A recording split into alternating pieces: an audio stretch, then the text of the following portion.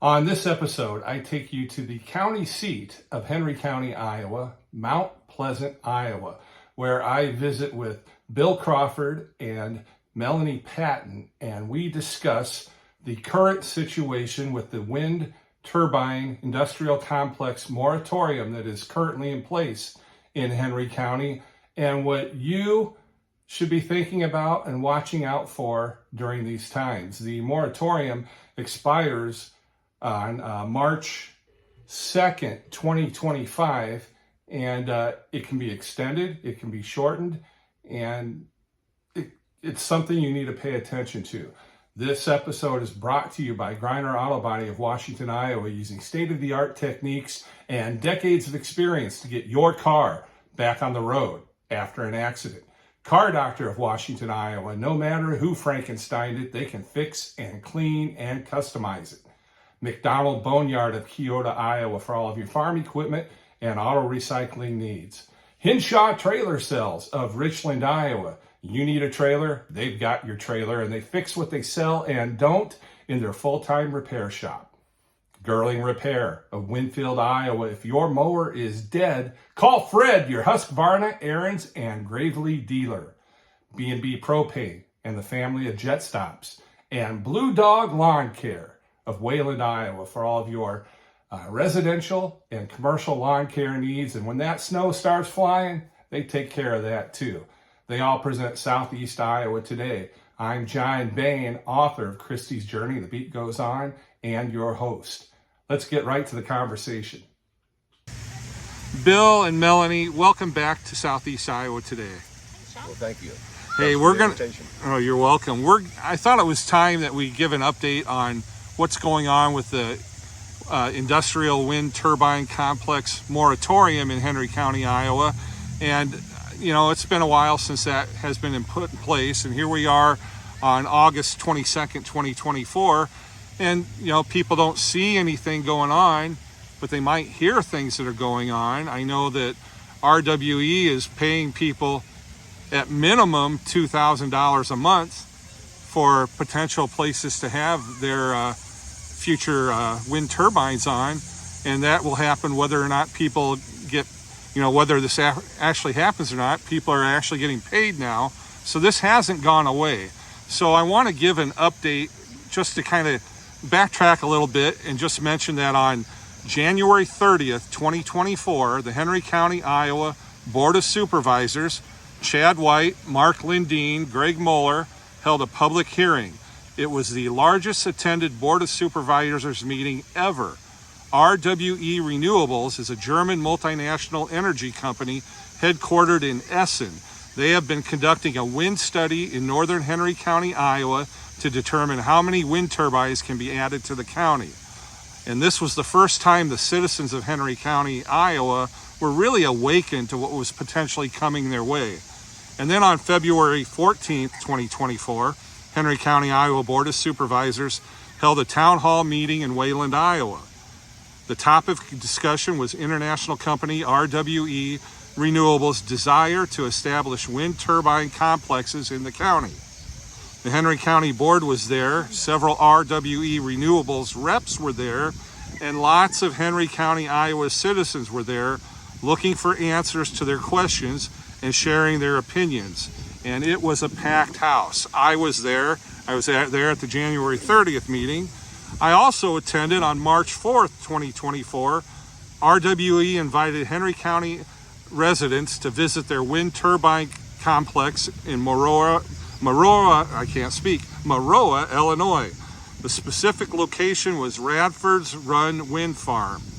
RWE chartered a bus for folks to make the 3.5-hour trip from here in Mount Pleasant for Henry County, Iowa citizens to see firsthand their wind turbine operation. And then on April 2nd, 2024, Henry County, Iowa Board of Supervisors established a temporary moratorium on the rezoning of land to the Alternative Energy Overlay District. And that is something that expires March 2nd, 2025, unless it's extended by the board or unless it's ended sooner. And that brings us to today, August 22nd, 2024. And what should people know at this point in time? I think they should know that it hasn't gone away. So there was a big push, a lot of publicity earlier this year, and so people were very aware of what was happening. The last few months, there's been a group of people that have been attending supervisors meetings regularly so that we stay on top of what's going on, doing our own research and also giving lots of input. And so just a couple weeks ago, the supervisors asked the Planning and Zoning Administrator to move forward with the Planning and Zoning Commission to start work on the ordinance and updating the ordinance for Henry County. So what that means is that there will be a Planning and Zoning Commission meeting scheduled soon. So people need to be aware that that's going to be happening, and keep tuned in. We do have a Facebook page, Henry County No to CWEX, which is commercial wind energy systems. And so you can stay tuned on there to know when that meeting will be scheduled. But that will be a public meeting. It is our understanding that there will be the potential that the public can give input at that meeting. The supervisors and the Planning and Zoning Administrator, you can still send in comments, questions, that kind of thing. But this will be the time when they start making the actual ordinance or updating the ordinance that's already in place. So it's important for people to know that it hasn't gone away, that the company hasn't gone away, that they are still out trying to get people to sign easement contracts and that kind of thing. So when we talk to people, people are saying, oh, well, we thought it was done. Well, it's not done.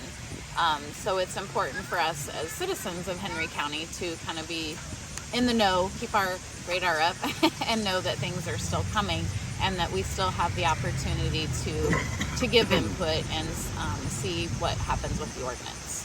Now, as far as the ordinance itself, if my memory serves me correct, someone can go on the Henry County website and see the proposed ordinance? I believe it's still on there. You can ask for it from the Planning and Zoning Commission. The part of the ordinance that's in there has an overlay, an alternative energy overlay district. And so that's what will be considered is the changes that have been proposed, what the supervisors are asking. The supervisors, actually, each of them are making kind of their own recommendations and have submitted that to the Planning and Zoning. Planning and Zoning will come together and figure out their recommendations. Then it'll go back to the Board of Supervisors. So it's kind of a whole process. So there will be several public meetings, and people are, invited and encouraged to attend, because I think the more people, as you mentioned, some of the meetings earlier this year, there was well over 100 people. So one of the things we did was ask for kind of a change of venue for this Planning and Zoning Commission meeting, because I think it's important that people see that we're still concerned. Like, it's not just a small group of us. It's a lot of people in the county. So we got well over 2,000 signatures on a petition earlier this year with people that said they didn't want this in our county. So there's a big group of people that are saying, kind of what they want to see or not see in our county. So just being aware of this coming up.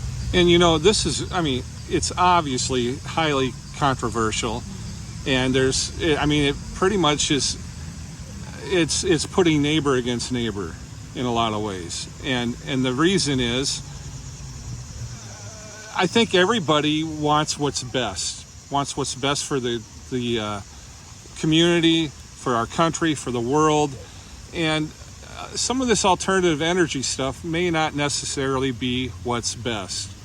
And some of the tried and true that we have worked on very hard in this nation to keep clean, like coal factories and the such, are very efficient in generating energy. So much so that NWE's home country, Germany, has opened up many new coal mines. And here we are, a multinational company based out of Germany. They're not even using their product how they want to use it here in Henry County, Iowa. To me, that's a real head scratcher.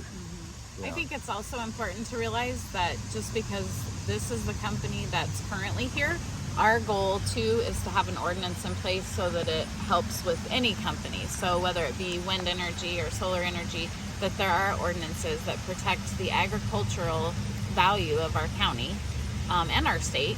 And so that, because a lot of times if you look at track records of this company and other companies, they come in and they'll get the easements, but they may not even be the one to build the project. They may sell it to someone else, or once the project gets built, wherever it is, they may sell the project to someone else too. So there's other places in the state like Mechanicsville where there's been several failures of turbines, and that project's been sold several times. So now they're trying to figure out who's actually liable for the cleanup when something fails. So it's not just about that company, it's about the whole protection of our county, our residents, our farms, our families, too.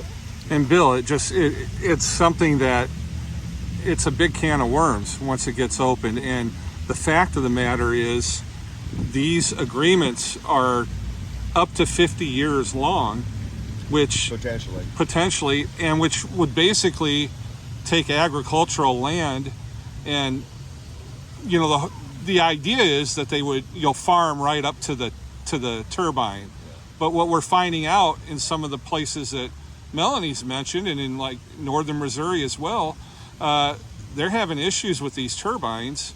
Can you talk a little bit on that as far as what has affected the land around it? Well, definitely there are effects, and not only to those that are agreeable by easement to it, but they're adjoining their neighbors, property owners adjacent to them. That may not be getting a payment. Right, and chose not to. Or were not contacted, but I'm sure pretty much everybody in this area that they've picked has been contacted several times. I want to back up a little bit. It's not that we're against alternative energy. Alternative energy has its place, but to your point, it's the dependability of it and the benefits of it for the citizens of Henry County. To me, it looks like the benefits are for a few.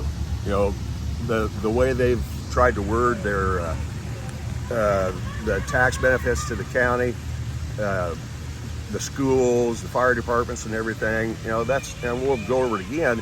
The word is supplant. It's not supplement. So it's just a replacement of funds that are already there. Right. So back to the effects of the ground.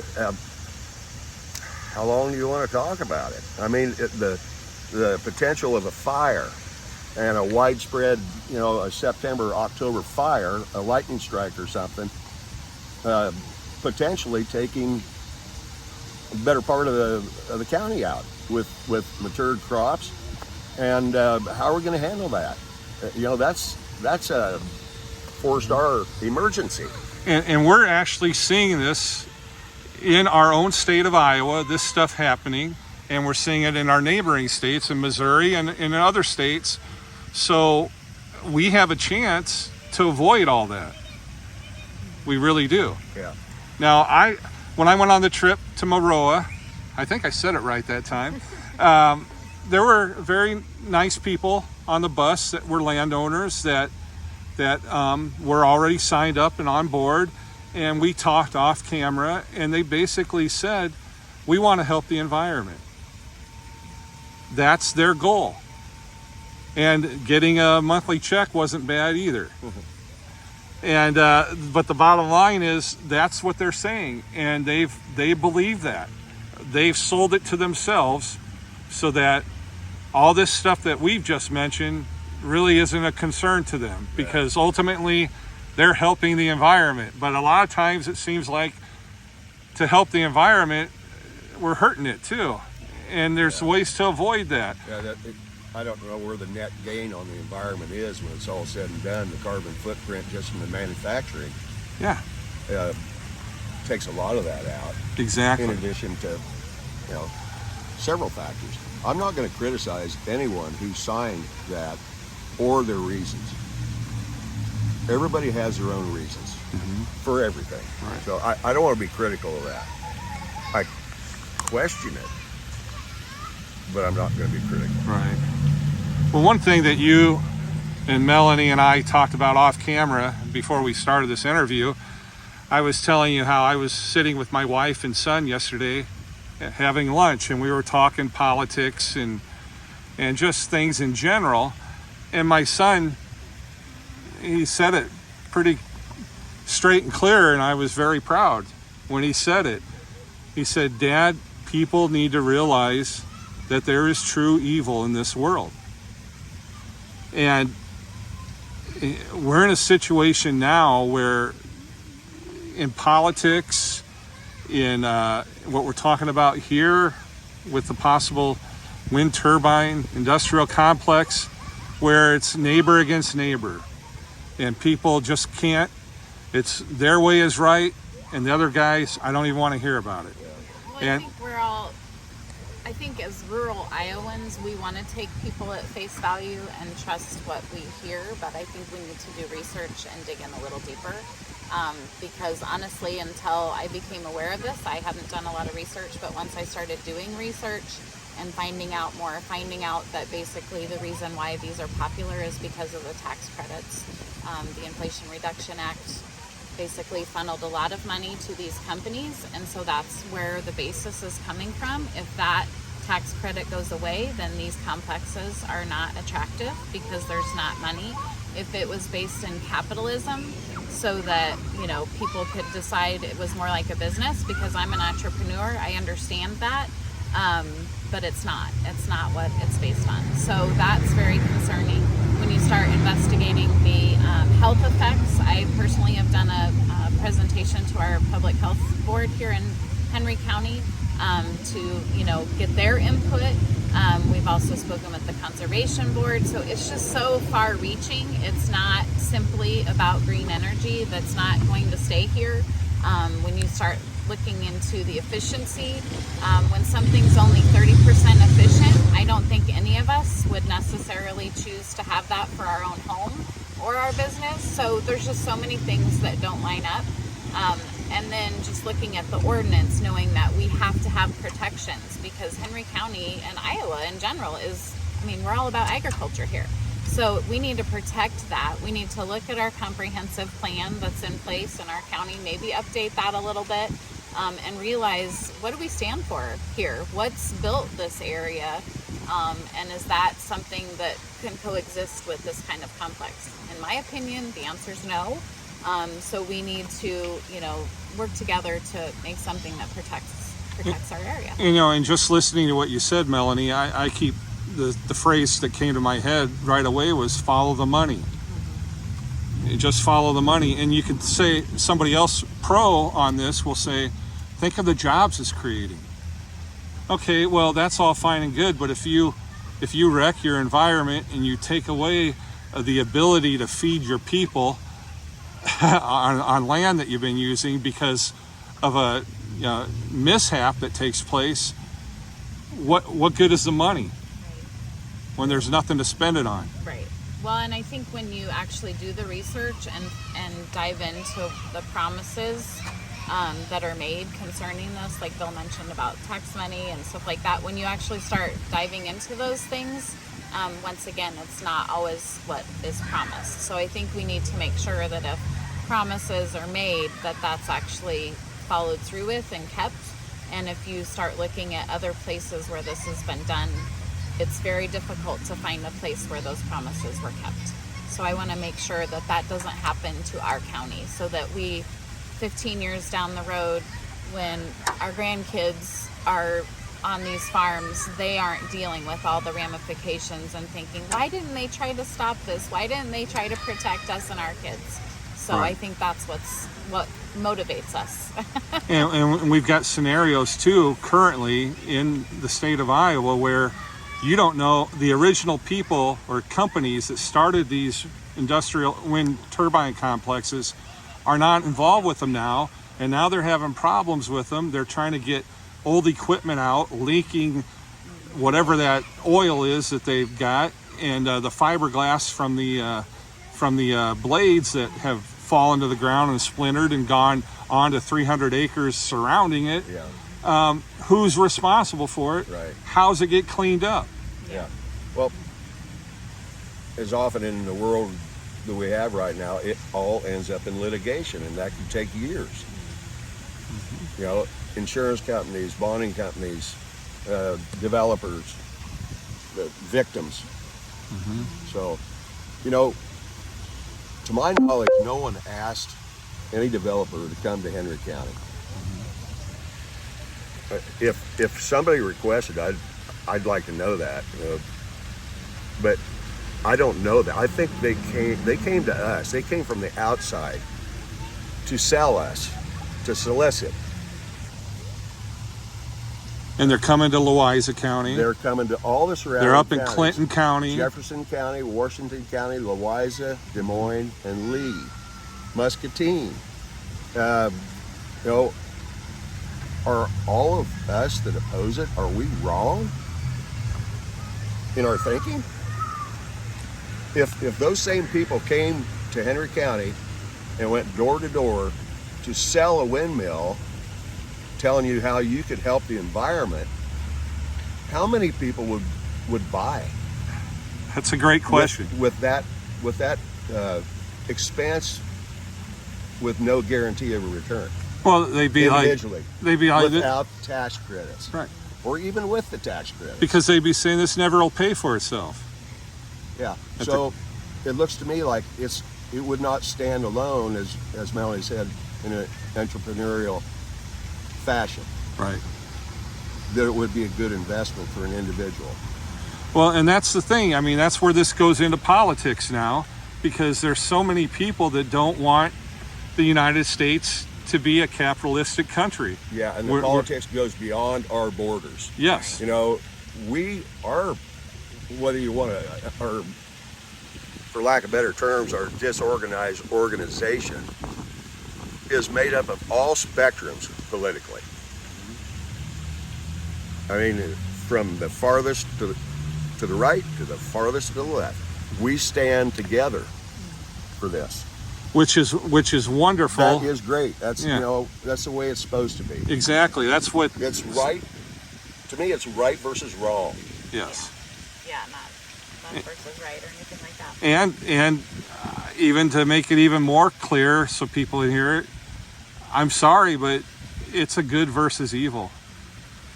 And I know I'm the one saying it. You two are not saying it, but it's a fact. We've talked about that. Yeah. I think we're in agreement. Yeah. So I know we're in agreement. and really, at the end of the day, what is the state of Iowa founded on? What is the United States of America founded on? It's the hope for the future. Now, ultimately, like you said, Bill, at the beginning of this conversation, you're for alternative energy when it's done responsibly. I am too. I'm sure you are, Melanie. But the thing is, we want our kids, our grandkids, we want our nieces and nephews, and our future members of our families and our neighbors' families and friends, their future families that we'll never know, we want them to have it better than what we've had it. Right. And we've got to take some thought into this so that truly is passed on. And I think too, for me, like I was complacent before this issue came up. So I get it, because we're all busy. We all have lives, businesses, jobs, things we're doing. But I didn't realize how much was going on kind of behind the scenes and things in county government and all of that. So this has really opened my eyes to the fact that we need to stay involved, we need to stay aware, we need to know what's going on, because so many times things happen and we go, oh, if I had known about that, I would have spoke up. So now is our opportunity to speak up on this issue, and there's plenty of other issues as well that we need to stay on top of. So I think that's what we're asking people to do, is be aware of what's going on, get your voice heard, give some input, so that you don't say later, well, if I had only known. Well, one of the most frustrating things I ever hear out of someone's mouth is, I don't have time for all that politics BS. Right. Well, the bottom line is, when they don't have time, they're taking their say out of the equation, because other people are making decisions on their lives. And it's so important to be involved, to know what's going on. Some of the most important elections we can ever vote in, we've got presidential elections coming up, and congressional and such, but some of the most important elections we can ever vote in are school board elections and county supervisor Absolutely. elections. The entire county government, Yeah. not just the supervisors. The Yeah. sheriff, the county attorney, the auditor, the recorder. Yeah. They're all important. They are all a cog in the wheel And they're of our supposed to be success or failure. right, and they're supposed to be representing the people of the county and their thoughts and their ways. And if they don't hear from the people, Right. they think anything they're doing is okay, or the people don't care and they can Right. do what they want. People need to understand. They need to stay focused. Tell us the name of the Facebook page again. Henry County No to CWEX. We also have henrycountywindproject.com. And both of those are up on the screen right now for people to see. And if you're only listening to this episode, back it up and play it again and do it 2 or 3 times till you get it written down right. Was there anything else we should talk about at this point in time? Can't really think of anything. I think just if you have questions, reach out on the Facebook page or the website. Come to the meetings that are set up, so keep posted on those upcoming dates and make your voice heard. So you can also reach out, like Bill said, to any of the elected officials. I believe that that's kind of what's gotten our county's attention, is that some of us are attending all the supervisors meetings and sending emails, making phone calls, and like you said, John, just making your voice heard, because if they don't hear from anybody, they don't know what the public thinks. So it's important to give your input and make your voice heard and stand up for future generations and all kinds of issues. Well, it sure is important. I thank you both, Bill and Melanie. Thank you for taking the time to be on my podcast and allowing me to share this information. It's amazing, not only in Southeast Iowa, but I've found out through Spotify analytics and YouTube analytics, people are watching my podcast from all over the world, even in Germany. And on the way here today to Mount Pleasant, I'm thinking, I wonder if the people in Germany are RWE people or just someone from the United States is on business or travel over there and just watch my website. But I thank all those people too for watching.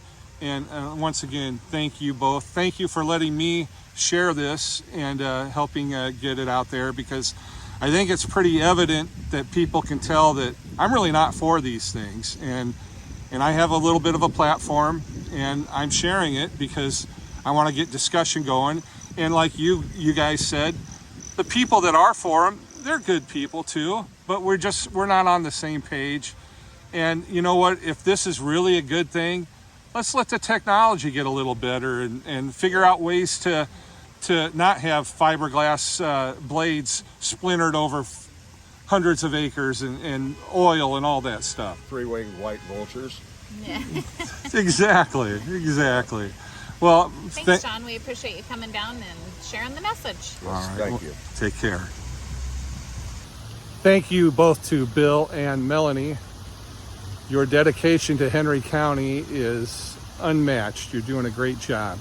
And thank you for watching. And I've got to thank our sponsors, Griner Auto Body, Car Doctor, McDonald Boneyard, Hinshaw Trailer Sales, Girling Repair, B&B Propane and the family of Jet Stops, and Blue Dog Lawn Care. If you like this episode, give it a like and make sure to follow and subscribe. I'm your host, John Bain. Stay friendly, Southeast Iowa.